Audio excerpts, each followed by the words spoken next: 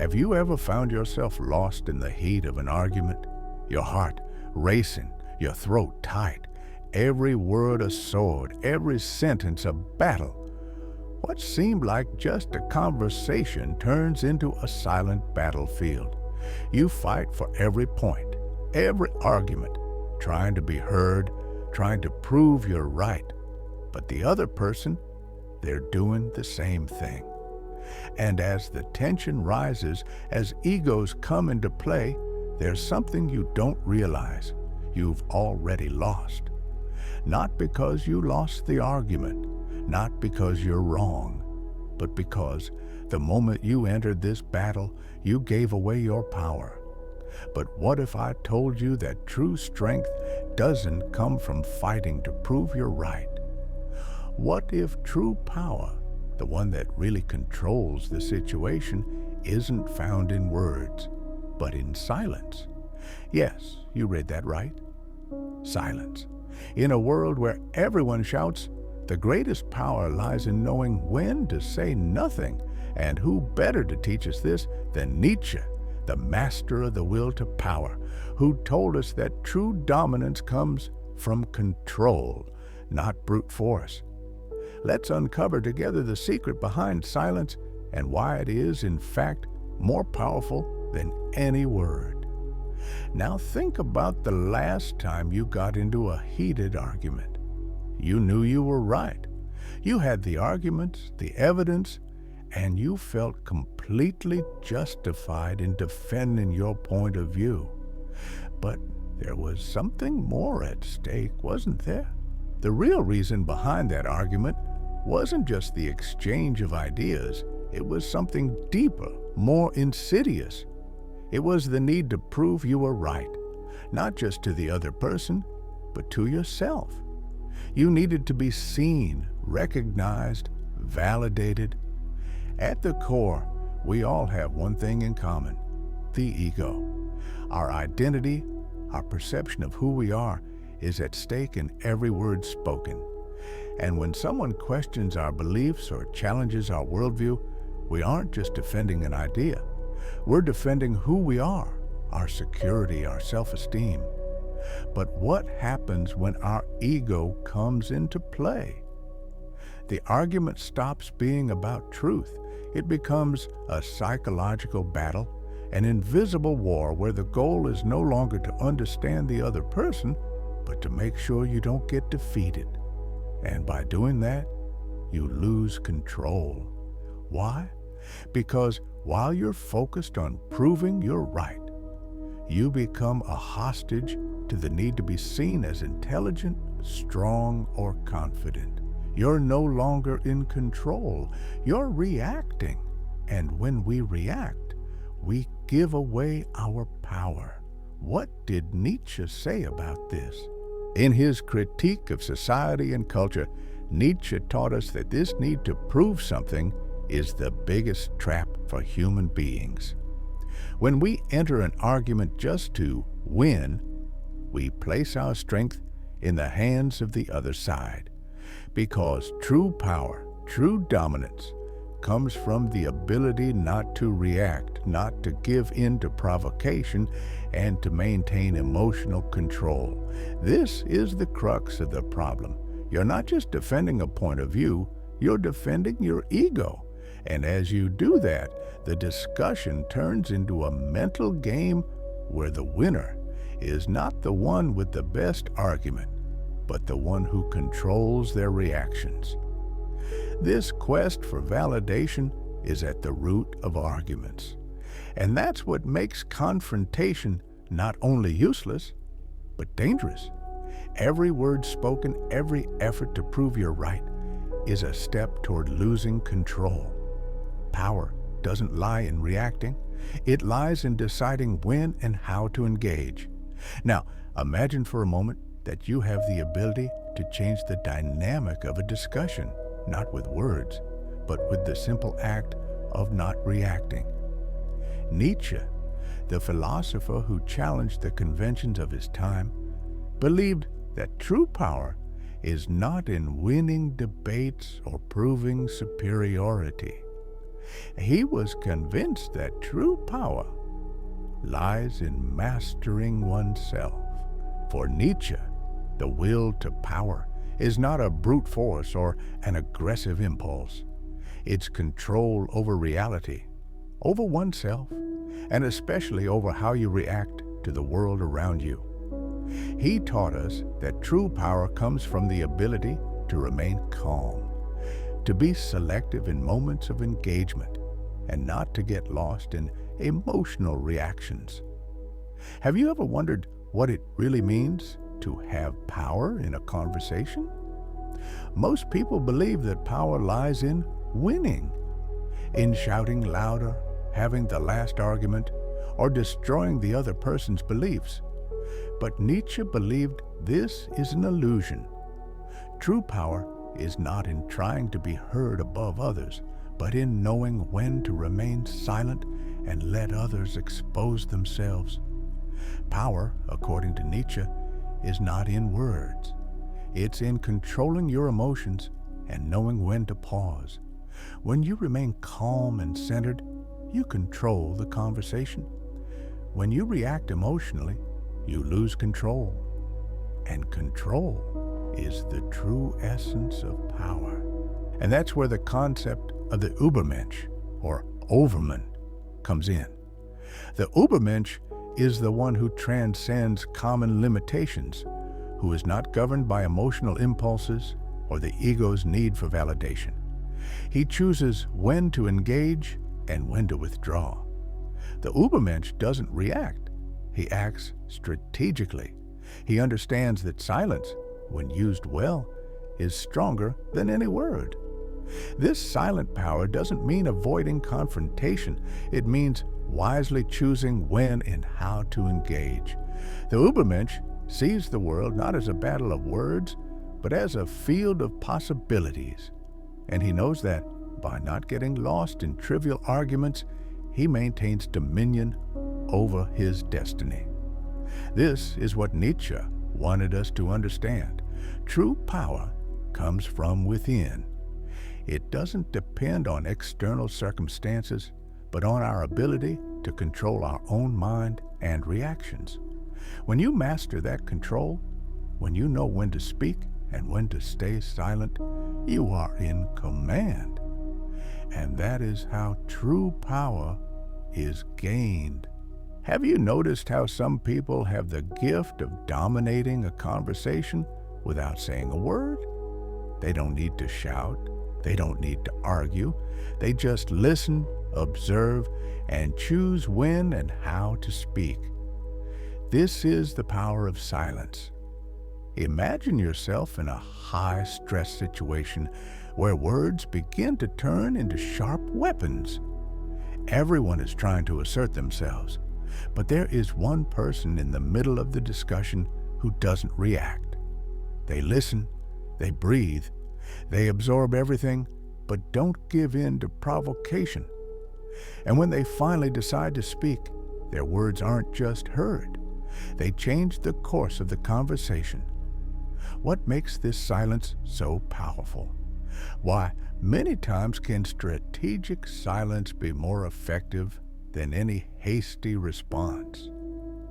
Because silence puts you in control. It forces the other person to expose themselves, to feel uncomfortable, to question their own words and motivations. When you remain silent, you're no longer a participant in the emotional exchange. You become the observer, the strategist, who can choose to act at the right moment. This is true power, knowing when and how to engage. Nietzsche knew that people react emotionally in discussions, and that is exactly what makes them vulnerable. When you react, you lose your power. Silence, on the other hand, creates a space of control. The other person, in trying to provoke you or get you to react, ends up revealing more than they realize. And you, with your restraint, take the lead in the interaction. Silence is not weakness. It is a psychological weapon. It leaves the other person without answers. without a reaction.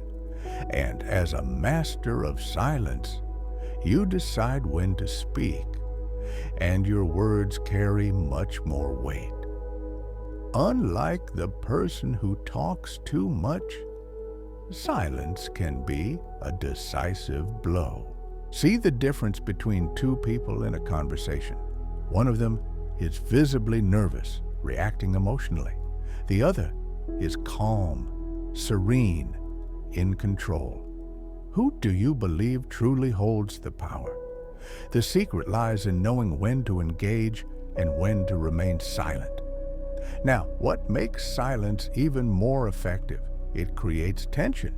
And tension is uncomfortable. It pushes the other person out of their comfort zone, making them reveal more about themselves. The words that once seemed certain begin to become hesitant.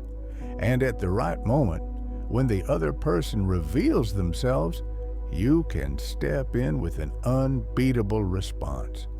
A response that changes the dynamics of the conversation. In a world where everyone seems to have something to prove, the greatest wisdom lies in knowing when not to engage. Nietzsche teaches us that true strength is not in fighting for every little victory, but in recognizing when a battle is unnecessary. Have you noticed that some people argue over anything? They seek approval, want to be seen as right, or simply have an emotional need to be the center of attention. But what if, instead of entering that battle, you simply withdrew? What would happen if you chose not to react? The key lies in the choice. The true skill of a leader or someone who controls the situation is not fighting on all fronts, but choosing the ones that really matter. Nietzsche believed that the most significant battles are those we have something to gain from, not those that simply feed our ego. When you choose your battles, you choose when to engage, when to remain silent, and more importantly, when to step away completely. It's not about fear or passivity. It's about knowing that your energy and time are precious, and so you preserve them for what truly matters. Imagine you're in a conversation where it's clear that the other person isn't willing to listen. They're just trying to prove a point. What happens if you decide not to respond, not to react? You withdraw from the emotional dynamic and maintain control. Instead of being dragged into the conversation, you preserve your energy and focus. This is not surrender. It's a strategic choice. True power comes from stepping away from battles that aren't worth it, so that when you truly decide to act, your presence and words have impact. By choosing not to engage, you automatically put yourself in a position of control. The Übermensch, Nietzsche's superior being, does not get lost in trivial discussions. He chooses when to engage based on what will truly bring transformation, growth, and results. He knows that true strength comes from making conscious decisions, not from getting lost in small disputes. Therefore, the art of choosing your battles is not just about avoiding the fight. It's about discerning what is worth your time, your energy, and your presence. And by doing this, you position yourself as a strategist, someone who knows that not all battles need to be fought. Why waste time in a meaningless argument when you can reserve your energy for something greater?